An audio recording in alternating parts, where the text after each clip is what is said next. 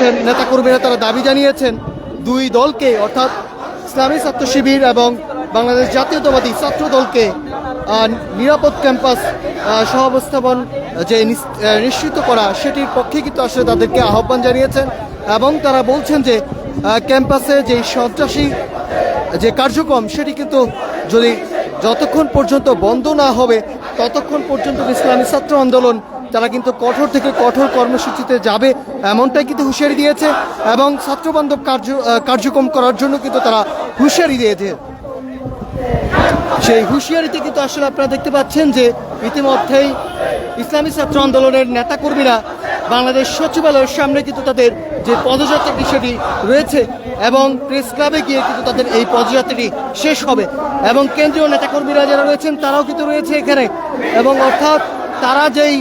বিবেচনা যেটি রয়েছেন যে আপনারা জানেন যে গতকাল অর্থাৎ শাহবাগে যেই ডাকসুর যে প্রতিনিধি তাদেরকে বিভিন্নভাবে হামলা করা হয় তার প্রতিবাদেই কিন্তু আসলে যেই ঢাকা বিশ্ববিদ্যালয় থেকে শুরু করে বিভিন্ন বিশ্ববিদ্যালয়গুলোতে যেই সন্ত্রাসী কার্যক্রম হয়েছে যে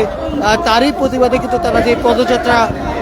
করছেন ইসলামী ছাত্র আন্দোলনের নেতাকর্মীরা ইতিমধ্যেই তাদের যে পদযাত্রাটি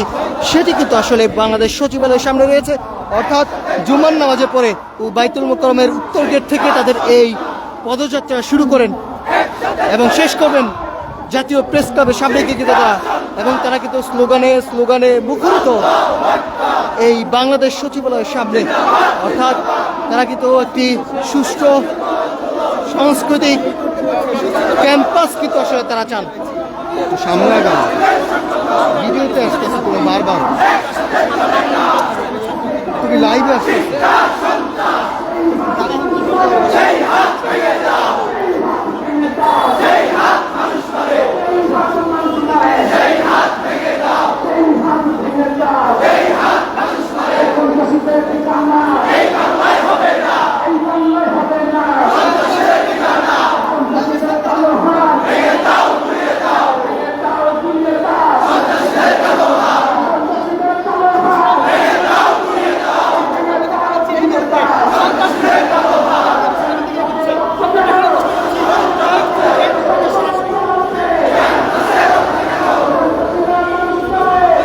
দেখছেন ইতিমধ্যেই ইসলামী ছাত্র আন্দোলনের যে ক্যাম্পাসগুলিতে নিরাপদ ক্যাম্পাস গঠনের জন্য কিন্তু তারা পদযাত্রা করছেন এবং সেই পদযাত্রায় কিন্তু ইতিমধ্যেই বাংলাদেশ সচিবালয়ের সামনে অভিমুখে রয়েছে এবং প্রেস ক্লাবে গিয়ে কিন্তু তাদের এই পদযাত্রাটি শেষ হবে। আপনাদেরকে যদি একটু জানিয়ে রাখি জুম্মার নামাজের পরে অর্থাৎ বাইতুল মোকাররমের যে উত্তর গেটটি রয়েছে সেখান থেকে কিন্তু তাদের এই পদযাত্রাটি শুরু হয়। সেখানে সংক্ষিপ্ত বক্তব্য দেন ইসলামী ছাত্র আন্দোলনের কেন্দ্রীয় নেতাকর্মীরা এবং সেখানে তারা কিন্তু হুঁশিয়ারি দেন ক্যাম্পাসগুলোতে যতক্ষণ পর্যন্ত সুস্থ যে পরিবেশ না আনবে দুই দলকেই কিন্তু আসলে বলা হচ্ছে তারা কিন্তু কঠোর হুঁশিয়ারি দিয়েছেন তারা আন্দোলনে যাবেন এমনটাই কিন্তু আসলে হুঁশিয়ারি দিয়েছেন। দর্শক আপনারা দেখছেন ইত্তেফাকের মাধ্যমে কে কোথা থেকে দেখছেন আমাদেরকে কমেন্ট করে জানাতে পারেন এবং ইসলামী আন্দোলনের এই যে সন্ত্রাস বিরোধী পদযাত্রাটি সেটি কিন্তু আসলে ইতিমধ্যেই বাংলাদেশ সচিবালয়ের সামনে কিন্তু আসলে তারা রয়েছেন ইসলামী আন্দোলনের কেন্দ্রীয় নেতাকর্মীরা তারাও কিন্তু রয়েছেন এখানে এবং তারা কিন্তু কঠোর থেকে কঠোর কর্মসূচিতে নামবেন ক্যাম্পাসগুলিতে যে সন্ত্রাস বিরোধী কার্যক্রমগুলো রয়েছে সেটাকে বন্ধের না হওয়া পর্যন্ত তারা কঠোর থেকে কঠোর কর্মসূচিতে নামবেন এমনটাই কিন্তু হুঁশিয়ারি দিচ্ছেন ইসলামী আন্দোলনের নেতাকর্মীরা।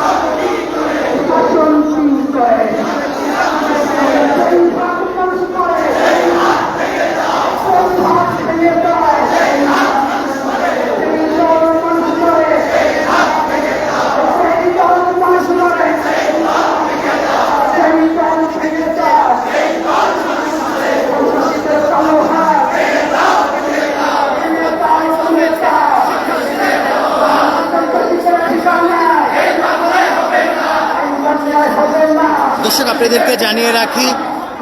বাইতুল মোকাররমের উত্তর গেট থেকে ইসলামী ছাত্র আন্দোলন তারা পদযাত্রাটি শুরু করেন জুমার নামাজের পরে অর্থাৎ পল্টন মোড় হয়ে বাংলাদেশ সচিবালয় হয়ে জাতীয় প্রেস ক্লাবের সামনে কিন্তু তারা অবতরণ করেন।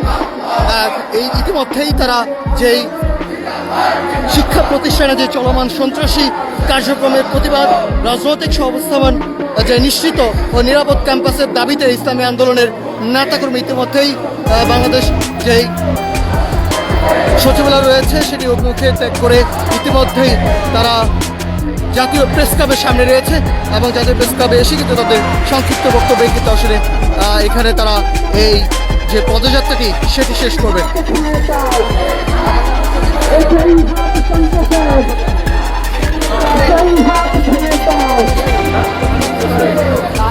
আমরা এখানে দেখছি যে ইসলামী ছাত্র আন্দোলনের নেতাকর্মীরা কিন্তু উপস্থিত রয়েছে, কেন্দ্রীয় নেতাকর্মীরা উপস্থিত রয়েছেন এবং তারা কঠোর থেকে কঠোর কর্মসূচি কিন্তু আসলে দিয়েছেন যে শিক্ষা প্রতিষ্ঠানে যে নিরাপদ ক্যাম্পাস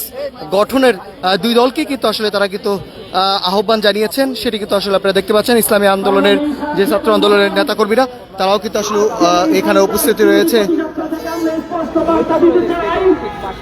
যদি আমাদের এই শিক্ষা প্রতিষ্ঠানগুলোকে আবারও সন্ত্রাসের অভয়ারণ্যে পরিণত করা হয়, ছাত্রলীগের মতো বিগত 17 বছর যেভাবে অন্যান্য ছাত্র সংগঠনগুলোকে ক্যাম্পাসে বাধাগ্রস্ত করা হয়েছে,